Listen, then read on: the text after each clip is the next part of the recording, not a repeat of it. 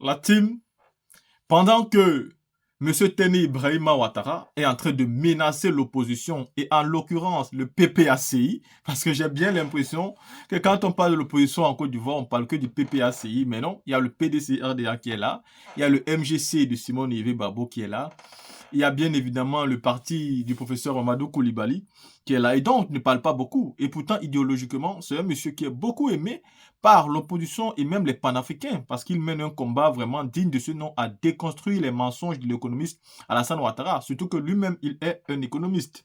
Teni Ibrahima Ouattara met en garde l'opposition.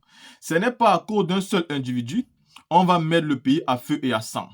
Donc lui, il dit que ce n'est pas à cause d'un seul individu qu'on mettra le pays à feu et à sang.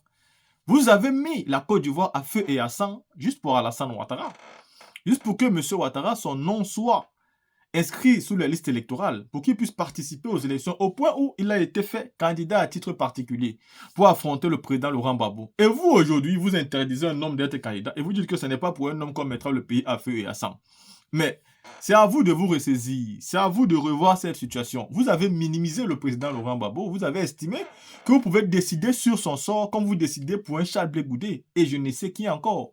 Mais là, il s'agit du président Laurent Gbagbo. Et d'ailleurs, il a dit, il n'appelle pas l'opposition pour ça. Depuis qu'il est rentré, il s'attelle à vous dire que cette condamnation ne le concerne pas. Ça vous concerne vous. Parce qu'avec un seul mot, vous pouvez changer les choses. Donc lui, il ne s'intéresse pas par rapport à ça. Mais si vous voulez aller aux élections, en excluant ce monsieur, vous allez comprendre qu'en Côte d'Ivoire, il n'y aura pas d'élection sans le président Laurent Gbagbo. C'est clair, précis, net et limpide. Ça, il ne peut pas avoir d'élection sans le monsieur. Parce que vous devez affronter le monsieur. Pour gagner clairement, il faut que vous affrontez le monsieur. Vos peurs ne peuvent pas vous empêcher d'affronter le président Laurent Gbagbo. Mais pendant ce temps, quoi, Justin, lui, il mène le combat. Parce que, voyez-vous, il y a ceux qui sont là pour menacer. Il y a ceux qui ne nous parlent plus de programme politique. Il y a ceux qui ne parlent même plus de leur bilan. La seule chose qui les intéresse, c'est de menacer. Mais quoi, Justin, depuis Yopougon, Jesco, a décidé de sortir fort. Il a mobilisé une foule immense et il a passé un message limpide. Il faut que ça soit clair. Il faut que ça soit clair. Et même Hubert Oula, il l'a déjà dit. En 2025, il n'y aura pas d'élection sans le nom du président Laurent Gbagbo en tant que candidat face à M. Alassane Ouattara ou n'importe qui de son régime. Ouattara peut partir en retrait, le président Laurent Gbagbo est le candidat du PPACI. Il vient pour reconquérir le pouvoir, faire un mandat de 5 ans, mettre les clous, poser les fondements et partir en retrait tout en laissant une nouvelle classe politique continuer le travail. Ce n'est pas les mensonges et les esbroufs d'Alassane Dramane Ouattara. Aujourd'hui, vous avez un homme politique qui n'a pas pu être tué alors qu'ils ont tout fait pour. Mais ça leur a dépassé. S'il est là, c'est la volonté de Dieu. Alassane Ouattara, vous pouvez contredire tout le monde. Vous pouvez vous opposer à n'importe qui. Mais vous ne pouvez pas vous opposer à Dieu. Car nous-mêmes, nous ne connaissons pas les décisions et la volonté de Dieu sur l'homme qui est le président Laurent Gbagbo. Qui savait qu'à son âge, il pouvait partir à la CPI, taper 9 ans et revenir comme si de rien n'était. Et vous avez vu, il est revenu avec une nouvelle vision. En se séparant de plusieurs personnes. Nous avons mis du temps à comprendre, mais avec le temps, je pense que nous comprenons tous aujourd'hui les décisions du président Laurent Gbagbo. La team, écoutons quoi Justin ici, qui est en train de donner un message fort pendant que Teni Ibrahima Ouattara, lui, il est en train de menacer. Merci beaucoup.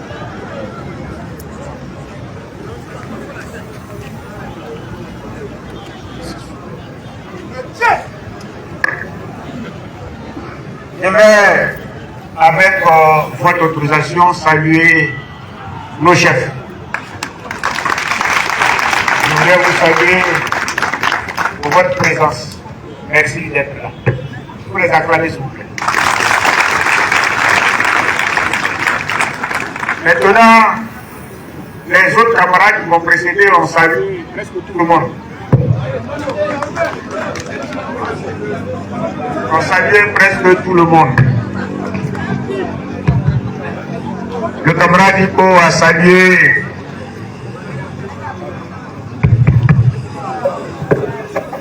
les RG de section.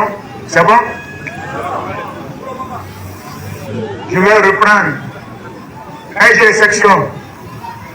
Jusqu'au autoroute 1, 2, 3 et tous ceux qui sont là, soyez salués.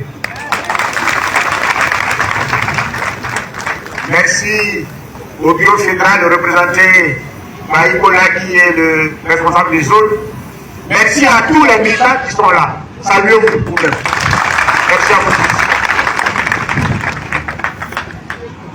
saluer cette mobilisation parce qu'effectivement, depuis 1 à 2 semaines, le parti, sous l'autorité du président Bambo Laurent, est en mission un peu partout à Côte d'Ivoire. Tano Djedje a instruit chaque membre, chaque responsable d'engager des rencontres de proximité avec les populations pour échanger sur les enjeux de l'élection présidentielle 2025. Donc quand les camarades m'ont saisi pour venir ici, je n'ai pas hésité. J'étais à Issia, après je suis allé à Taï, hier j'étais à Saint-Franc et je suis venu ici pour m'entretenir avec vous.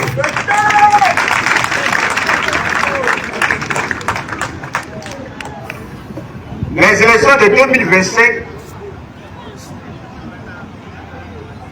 vont nous conduire à un rendez-vous important. L'élection présidentielle de 2025 là, sera un rendez-vous important, très important pour la Côte d'Ivoire.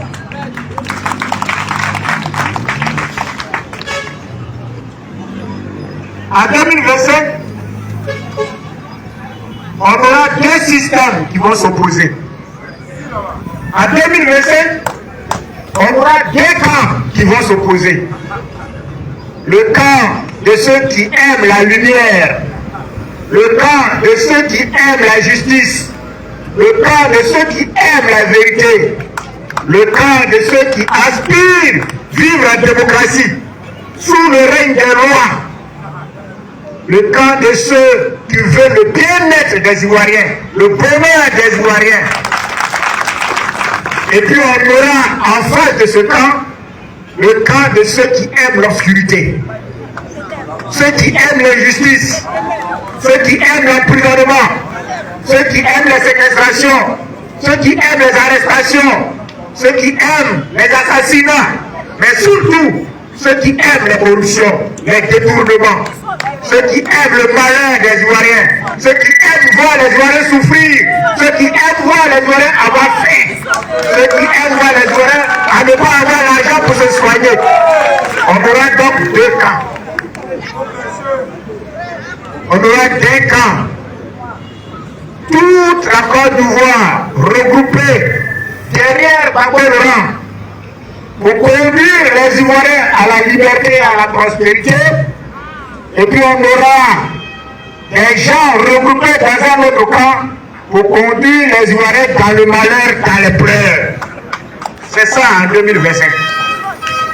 Il est bon que face à ce tableau, chacun des Ivoiriens prenne conscience de où va son pays.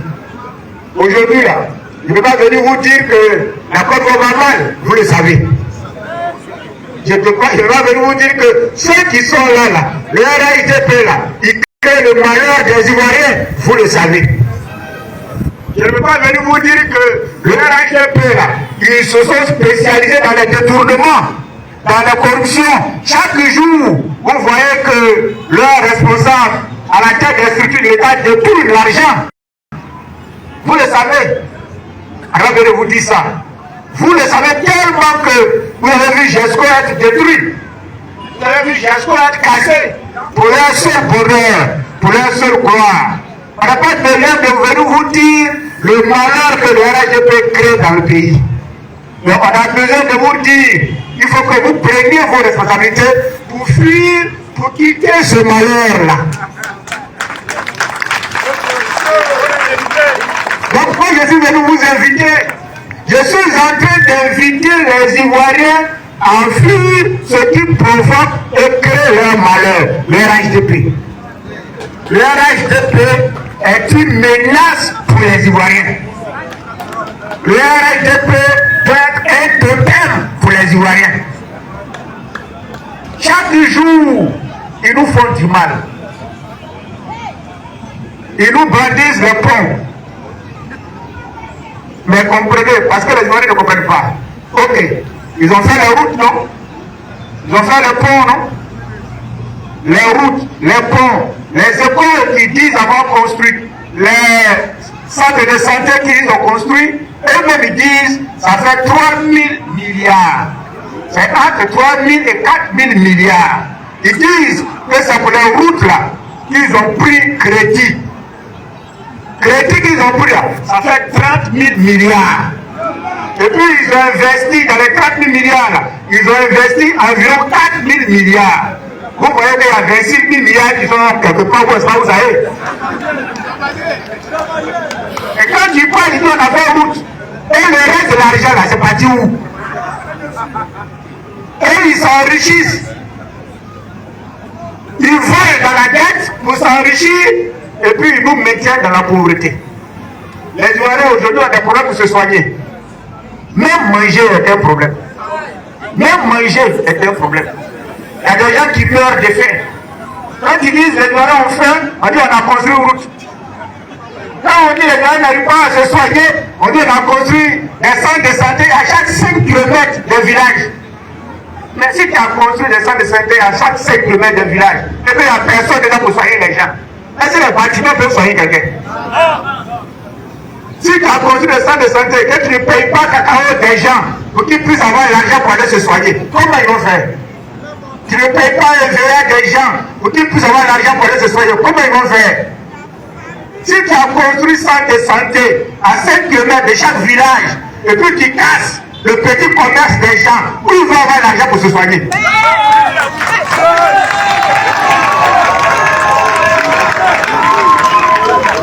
Si tu casses le petit commerce des gens, des femmes, des vieux, des jeunes qui se débrouillent, où ils vont avoir l'argent pour mettre leurs enfants à l'école? C'est une menace. Mais comme nous, on ne peut pas prendre les armes pour les dégager, parce qu'on n'a pas cette culture là. Nous là, on ne peut pas prendre les armes pour dégager le RHDP. On n'a pas cette culture et on ne sait pas comment ça se passe avec cette culture. Je suis venu vous donner des armes que nous allons prendre pour les dégager en 2025. Nous là, pour les dégager, on a une arme qu'on appelle le bulletin de vote. Le bulletin de vote, c'est ça qu'on va prendre pour les chasser en 2025. Mais pour avoir le bulletin de vote là, il faut que chacun soit inscrit sur la liste électorale. La liste électorale, actuellement il y a un problème dessus. Ça vous le savez aussi, hein? Chaque jour on en parle. Les candidats, ils font tribune, la Bible en parle, tout le monde en parle. Il y a un problème. Et l'opposition même s'est réunie avant-hier à la nouvelle presse pour en parler. La liste électorale actuellement qui est là, qui est gérée par la commission électorale indépendante, il y a un problème dessus. Il y a plus de morts sur la liste que de vivants. La liste électorale actuellement là, elle est morte ici. Si vous regardez bien, vous-même vos parents qui sont morts, vous allez trouver leur nom sur la liste électorale. Parce qu'il y a des gens que nous connaissons qui sont morts il y a longtemps, hein? Depuis 2000, 2003, 2004, ils sont sur la liste électorale. La liste électorale. La liste électorale, je suis quitté à 5 francs, on m'a montré une vieille mère, une vieille, des doigts flacs. Une vieille des doigts flacs. Elle seule. Sur la liste, elle a 100 enfants. 100 enfants sur la liste électorale. Elle seule. Une mémé. 100 enfants sur la liste électorale. Elle seule. Et je disais que la Côte d'Ivoire est le seul pays au monde où pendant l'élection présidentielle, pendant les élections même, la CEI, la Hubert, autorise aux morts de sortir de leur tombe, venir voter et puis retourner dans leur tombe. C'est nous on permet ça en Côte d'Ivoire. Et c'est Hubert, le président de la CEI, c'est sa spécialité. Mais le problème c'est quoi? C'est que ici, dans votre bureau de vote, si vous êtes 300 inscrits, les 300 là, les Ivoiriens vont dire non, on n'est pas intéressé. Il y a des Ivoiriens, quand les élections arrivent, c'est là ils vont à la plage. Et ça, ils vont faire d'autres choses au lieu de venir voter. Et comme ils n'aiment pas voter, sur les 300 inscrits, on va avoir 80 qui ont voté. Et il y a 220 qui n'ont pas voté. Mais allez-y, là. Dans le quartier qui est tout près à côté là, Bobo 2. S'il y a 300 inscrits, s'ils sont contents, il y aura 300 votants. Mais s'ils sont trop fâchés, il y aura 500 votants. Tout n'est pas vrai. Parce que dans ces quartiers-là, les morts là, ils viennent voter. Or, dans nos quartiers-là, même les vivants ne votent pas. C'est ça qui est le paradoxe. Dans leur quartier, même les morts votent. Mais dans nos quartiers, là où on est majoritaire, les vivants ne votent pas. Et il faut que vous preniez conscience. Il faut que les élections intéressent chacun des Ivoiriens en Côte d'Ivoire. Si nous ne votons pas, si nous ne nous mobilisons pas pour nous inscrire sur la liste électorale, on aura des gens étranges qui vont toujours conduire notre destin. Je vais vous dire ça, pour que si vous avez des enfants qui ont plus de 18 ans, qui ne sont pas sur la liste électorale, il faut que les RG de section fassent vous voir, ou bien venez les voir, ou qu'ils prennent leur nom pour les mettre sur la liste électorale. C'est leur travail. Si vos enfants n'ont pas de papiers, parce qu'il y a beaucoup d'Ivoiriens qui n'ont pas de papiers, s'ils ont 18 ans, ils ont l'âge de voter, 20 ans, 21 ans, 22 ans, qui n'ont pas de papiers, les RG de section, là, des GSO, autorités 1, 2, 3 et tous les autres RG sont à votre disposition. Ils vont venir vous voir, vous partez les voir, ils vont vous aider à faire les papiers de vos enfants.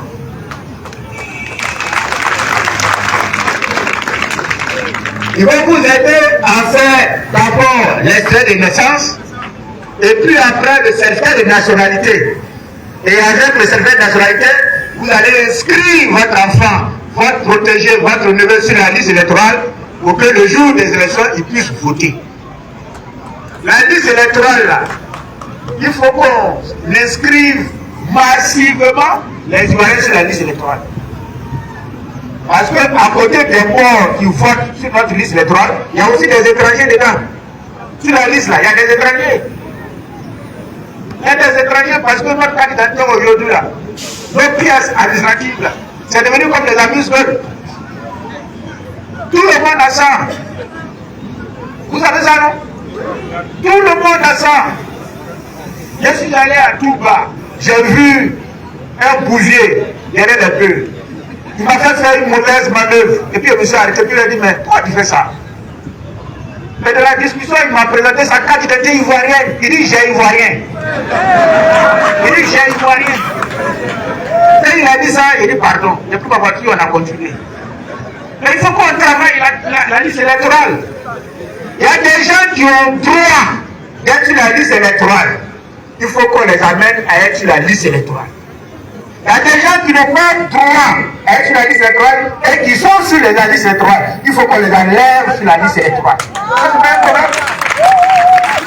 Ça, c'est pas un problème. C'est pourquoi on demande au président de la CEI et au gouvernement de permettre à ce qu'on audite la liste électorale. La liste électorale, là, on n'a qu'à auditer. C'est-à-dire qu'on n'a qu'à venir fouiller la liste électorale là pour enlever ceux qui n'ont pas droit d'être là-dessus, là, on les enlève. Ceux qui ont droit d'être dessus, on les exhorte à venir s'inscrire sur la liste électorale. Une élection, c'est une affaire d'Ivoiriens. Maintenant, il y a des étrangers qui sont Ivoiriens. Ça, c'est vrai. Il y a des étrangers qui sont Ivoiriens. Parce qu'il y a des étrangers qui ont marié des Ivoiriens ou il y a des étrangers qui ont marié des Ivoiriens. Donc, par rapport à ce mariage-là, ils ont réussi à voir la nationalité. C'est des Ivoiriens. Ils ont droit d'être sur la liste électorale. Il y a des étrangers également qui se sont naturalisés. Et ils ont fait une demande pour devenir Ivoiriens. Et puis on leur a accordé la nationalité ivoirienne. C'est des Ivoiriens. Ils peuvent être sur la liste électorale. Mais des étrangers qui ne sont ni naturalisés, qui ne sont ni mariés à qui que ce soit, et qui se retrouvent frauduleusement sur la liste électorale, on doit les enlever. On doit les enlever. Et c'est ce qu'on demande à Soyi, de permettre à ce que la liste soit auditée pour qu'on enlève ceux qui n'ont pas droit d'y être. Pour qu'on enlève également les morts et que ça soit une affaire des vivants. Que ça soit une affaire des vivants. C'est tout ce qu'on demande. Mais la Soyi dit non, ça ne fait rien. Et puis le gouvernement joue au sourd. Vous voyez, à chaque fois qu'on avance vers les élections, le RHDP joue les sourds parce qu'eux ne préparent pas les élections. Pendant que nous, opposition de Côte d'Ivoire, quand je dis nous, je parle du PPACI, je parle du PDCI et je parle de bien d'autres partis politiques, pendant que nous on est soucieux d'avoir des élections paisibles, apaisées, le RHDP, eux ils sont soucieux de créer le chaos dans le pays. Regardez-les, ils ont peur des élections. Ils ont peur des élections, et quand les élections approchent, ils parlent comme ils parlent. Vous entendez souvent, si c'est pas comment parler, non? Vous entendez souvent Adjoumani parler, non? Tout le monde, et même les cadres du RHDP, ils sont au pouvoir, et puis ils ont peur des élections. Parce qu'ils savent qu'une élection transparente en Côte d'Ivoire ici, le RHDP ne peut jamais gagner. Et ça, je les mets au défi. S'ils pensent qu'ils peuvent gagner une élection transparente en Côte d'Ivoire ici, ils ne vont pas permettre à l'opposition et au pouvoir. Et s'ils veulent, à des personnes extérieures, d'auditer cette liste électorale et de créer des conditions justes, des élections justes et transparentes, ils vont perdre. Le RHDP, là, ils sont adossés à deux forces. Ils sont adossés à la fraude. Toutes les élections, même les élections des quartiers, ils vont frauder. Parce que sans la fraude, ils ne sont rien. Sans la fraude, ils ne peuvent rien. Deuxième force, c'est la violence. Même quand ils ont perdu, ils ne reconnaissent jamais leur défaite. Ils vont introduire les machettes, les gourdins, ils vont vous chasser des bureaux de vote, ils vont vous blesser, et puis ils vont brûler les urnes, et puis ils vont leur gagner. C'est comme ça qu'ils gagnent. Ils gagnent par la fraude et par la violence. Depuis que le RHDP participe aux élections en Côte d'Ivoire ici, c'est par la fraude et la violence qu'ils s'expriment lors des élections. Mais en 2025, là, on avait là demandé pardon. Ils n'ont pas venir, on va construire une élection juste et transparente. En commençant par la CEI. La CEI, là,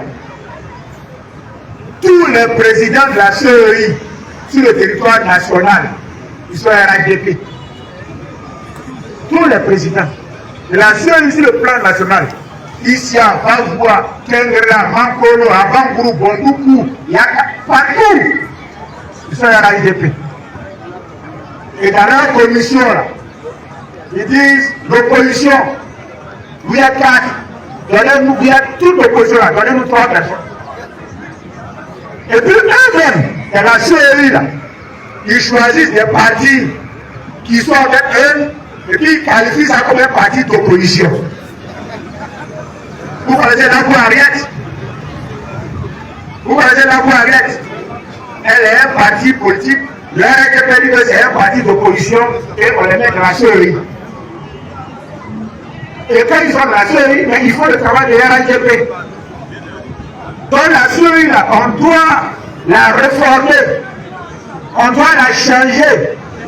Parce que le président de la CEI et la CEI actuelle là, ne peut pas conduire le destin électoral des Ivoiriens. C'est tout ça qu'on a à faire comme combat. Donc je suis venu vous dire que les élections là, ne soyez pas indifférents. Est-ce que vous comprenez? Ne soyez pas indifférents. Il faut que vous vous intéressez à ça. Il faut que votre neveu, vos frères, vos enfants, vous-même, il faut que vous soyez sur la liste électorale. Il faut que les Ivoiriens remplissent massivement la liste électorale. Maintenant, les autres combats, là, on va les faire. il y a un combat qui vous intéresse. Il y a un combat qui vous intéresse. Et je sais que vous attendez ça. La réinscription du nom du président Gbagbo Laurent sur la liste électorale.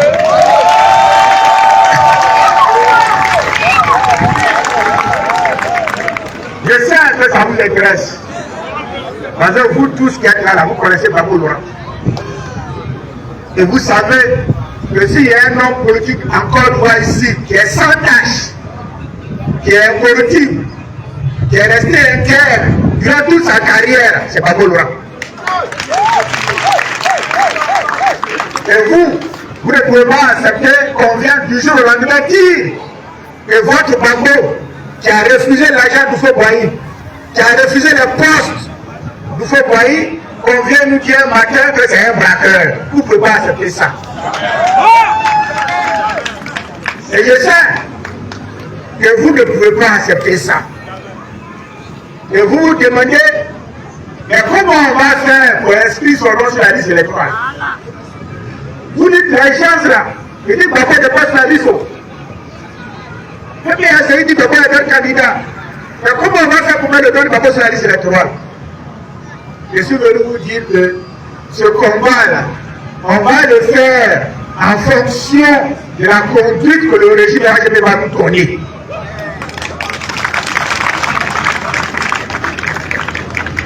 Nous sommes des sans violents. Le parti de Gbagbo Laurent aime le dialogue, la discussion. C'est pas Gbagbo a dit asseyons-nous si le RHDP nous invite à la discussion pour voir comment on va réinscrire le nom de Gbagbo Laurent sur la liste électorale, on sera là. Si le RHDP nous invite par des voies diplomatiques à réinscrire le nom de Gbagbo Laurent sur la liste électorale, on sera là. Si le RHDP nous invite par des voies administratives à inscrire le nom de Gbagbo Laurent sur la liste, on sera là. Mais si le RHDP nous invite par une autre voie, on sera là. On sera là. Dans tous les cas, toutes les voies qu'ils vont nous proposer là, on sera là. Et je vais les apaiser, nos amis du RHDP. Il ne faut pas qu'ils croient que leur invention de l'article 185 peut effrayer un Ivoirien qui est en train de chercher à acquérir et à conquérir ses droits. Gbagbo est un citoyen, n'est-ce pas? Ici, à Côte d'Ivoire, quand ils ont attrapé Gbagbo Laurent en 2011,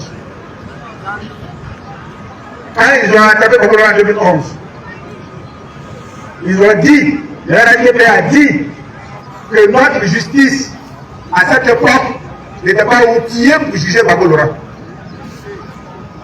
Parce qu'en réalité, pour juger Gbagbo Laurent, un ancien président, il faut une haute cour de justice. Ce n'est pas la justice des droits communs. C'est une haute cour de justice qui doit le juger. Cette haute cour de justice n'existait pas. D'après eux, ils ont déporté Gbagbo Laurent dans ces pays. Dans ces pays-là, après le passage de 82 témoins, ils ont conclu que Gbagbo Laurent, qui n'est pas capable de commettre un crime, il n'a commis aucun crime. Gbagbo Laurent, il est blanc, pur comme neige. Et dans ce pays, il a indiqué, c'est pas par faveur, hein. Si dans ce pays disposait des éléments pour condamner Gbagbo Laurent, ça allait le condamner. Mais dans ce pays-là, ce n'est pas des amis de Gbagbo Laurent. Ils n'avaient aucun élément selon la CPI pour condamner Gbagbo Laurent. Ils l'ont libéré. Ils ont libéré Gbagbo. Et comme Gbagbo était en train de venir, le RHDP réunit sa justice qui n'est pas compétente pour juger Gbagbo Laurent, pour cette fois-ci juger Gbagbo Laurent. Sa justice qui n'est pas compétente pour juger Gbagbo Laurent, on les a réunis rapidement. On dit trouver une formule, condamnez-le. Parce que ce monsieur là, les oreilles là trop. S'il vient, il va voler notre légitimité. Et puis nous là, on ne tiendra rien, les oreilles vont nous vomir. Faites vite. Et dans faites vite là, ils ont trouvé une formule. On dit Gbagbo Laurent a braqué la BCEAO. et ils l'ont condamné à 20 ans de prison. On dit même qu'il est complice dans le braquage là. C'est pas lui, hein. Il a envoyé Katina, il a envoyé Désiré Dalo, il a envoyé des gens, lui-même il est complice. Donc on l'a condamné tous à 20 ans. Vous vous rappelez les gens? On l'a condamné à 20 ans. Le même régime là, ils prennent une amnistie. Ils disent Désiré Dalo et Katina là, ça va, vos fautes là sont effacées. C'est-à-dire que Katina et Désiré Dalo, ceux qui sont condamnés là, on dit c'est effacé. Mais pour qu'on le complice là, lui il n'est plus là-dedans. C'est que les vrais acteurs, selon eux, qui ont commis l'acte, on les a blanchis. Mais le complice là, lui pour lui est là, on le mettait à 20 ans. Est-ce que vous comprenez quelque chose? Moi j'ai dit à mon ami, va voler. Mon ami vole, on l'attaque, la met dans le sac. On dit bon, pour toi là, tu connais avec ta mais c'est fini, c'est effacé, mais celui qui t'a envoyé là, pour lui est là. Par contre, ces avocats ont écrit à la Cour africaine des droits de l'homme. Et la Cour africaine des droits de l'homme a demandé au régime de Ouattara, vous là, les arguments que vous avez soulevés contre le président Gbagbo Laurent là, pour le condamner à 20 ans ne sont pas fondés, ce n'est pas juste. Il faut le rétablir dans ses droits. C'est la Cour de justice qui a dit ça. Hein. Rétablir Gbagbo Laurent dans ses droits. Ouattara dit, ok, à partir d'aujourd'hui, même vous-même, on quitte la Cour de droit de justice. On n'est plus à vous. Comment Gbagbo peut-il faire peur autant au RHDP? Est-ce que vous comprenez quelque chose? Gbagbo fait peur au RHDP. Or, en 2025, Gbagbo va terrasser le RHDP. Donc nous on a tous les éléments pour mener le combat pour la réinscription du nom de Gbagbo Laurent sur la liste électorale. Et ce n'est pas un article qui va nous effrayer. Est-ce qu'un article peut vous effrayer? Est-ce qu'un article peut vous effrayer?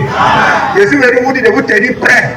Quand le moment de ce combat va arriver, il faut que vous soyez prêts, il faut qu'on le mette ensemble. Parce qu'on va le mener. Je suis venu vous dire ça. Parce que 2025, c'est important, je l'ai dit. En 2025, les Ivoiriens doivent prendre leur destin en main pour conduire eux-mêmes leur destinée. En 2025, les Ivoiriens doivent reprendre leur pays pour soigner leur pays. Ceux qui sont là, ils ne dirigent pas la Côte d'Ivoire dans l'intérêt des Ivoiriens. Ça, vous le savez. Hein? Ils dirigent la Côte d'Ivoire dans l'intérêt de ceux qui les ont mis au pouvoir. Et comme ils savent que ce n'est pas les Ivoiriens qui les ont mis au pouvoir, donc ils dirigent la Côte d'Ivoire dans les intérêts de ceux qui les ont aidés à venir au pouvoir, c'est-à-dire les puissances extérieures. Ça, vous devez le savoir. Vous le savez, non? Et comme moi je dis, ça leur fait mal. Ils ne dirigent pas la Côte d'Ivoire dans l'intérêt des Ivoiriens. Les richesses de ce pays-là, ils permettent à la puissance extérieure de piller ces richesses-là. Et ces puissances deviennent riches. Et on leur donne la production, donc ils s'enrichissent, et puis les Ivoiriens n'ont rien et ils deviennent pauvres. C'est ça qu'on constate. Et quand vous dites la vie est chère, eux ils viennent faire mathématiques. Vous avez entendu ça? Quand on dit la vie est chère, eux ils viennent donner des formules. Donc les gens qui disent la vie est chère, ils n'ont rien compris. C'est juste une petite formule. C'est parce qu'eux ils gagnent à manger. Depuis moment, ils gagnent à manger. Regardez à Doumani, quand ils marchent, on sait qu'ils gagnent tout à manger. Tout le monde, qui hier était à la Sorbonne, qui intervenait à la Sorbonne comme un petit crochat. Aujourd'hui, le premier ministre, il gagne à manger. C'est le Congo qui a été renvoyé de l'université pour insuffisance de rendement. Aujourd'hui, il gagne à manger. Les gens de la là, ils gagnent à manger. Est-ce que vous gagnez à manger? Est-ce que vous gagnez à manger? Mais parce qu'eux, ils gagnent à manger, ils s'en foutent de nous. Ils s'en foutent des Ivoiriens. Ils s'en foutent de la souffrance des Ivoiriens. Quand ils sont malades, ils vont se soigner en France. Quand ils sont malades, ils vont se soigner aux États-Unis, en Allemagne, au Canada, au Maroc. Mais vous ne pouvez pas vous soigner. Vous ne pouvez pas vous soigner. Et on a des parents qui meurent avec une ordonnance de 7 000 francs à la main. Vous, on casse le corps de vos enfants. Ils ont cassé, non? Ils ont fait après de rentrée scolaire. Ils ont cassé le corps de vos enfants. Mais parce que les enfants ne fréquentent pas ici. Les enfants ne fréquentent pas ici. Les enfants sont en Europe. Ils sont au Canada, ils sont au Maroc. Avec quel argent? Avec notre argent. C'est notre argent qui prend pour financer les études de leurs enfants. C'est notre argent qui prend pour se soigner. C'est notre argent qui prend pour manger. Et puis nous, on est dans la fête et on meurt de faim. Et il faut que ça finisse en 2025. Et comme ils savent que ça va finir, ils ont peur. C'est pas comme ils parlent là. Ils insultent. Ils disent non, il n'y a pas son nom sur la liste. Et puis celui qui va vouloir démonter et va mettre son nom sur la liste, la 187 va s'appliquer à lui. C'est que la 187 va gâter la Côte d'Ivoire. C'est que la 187 risque de gâter la Côte d'Ivoire. C'est que la 185 là risque de gâter la Côte d'Ivoire. Parce que personne, aucun Ivoirien ne va tolérer que l'on suive la réputation de Gbagbo Laurent. Aucun Ivoirien ne va tolérer que l'on salisse la réputation de Gbagbo Laurent. Il a mis de l'honneur à construire sa réputation. Et la Bible dit, une bonne réputation vaut mieux qu'un parfait cher. Une bonne réputation vaut mieux qu'un parfait cher. Gbagbo, pendant ses 45-50 années de vie politique, il a soigné sa réputation. Et c'est au nom de cette réputation-là que Gbagbo a une relation fusionnelle avec les Ivoiriens. Si tu as touché Gbagbo, tu as touché les Ivoiriens. Si tu as touché Gbagbo, tu as touché les Ivoiriens. Parce que Gbagbo, il ne vit que pour les Ivoiriens. Il ne vit que pour l'intérêt des Ivoiriens. Il ne vit que pour le bonheur des Ivoiriens. Il ne vit que pour le bien-être des Ivoiriens. Sa vie, là, il a dédié ça au bonheur des Ivoiriens. Sa vie, là, c'est pas pour gruger les Ivoiriens. Sa vie, là, c'est pas pour mentir aux Ivoiriens. Sa vie, là, c'est pas pour voler l'argent des Ivoiriens. C'est pas pour détourner les pieds des Ivoiriens. La vie de Gbagbo, c'est pour que les Ivoiriens soient à l'aise dans leur propre pays.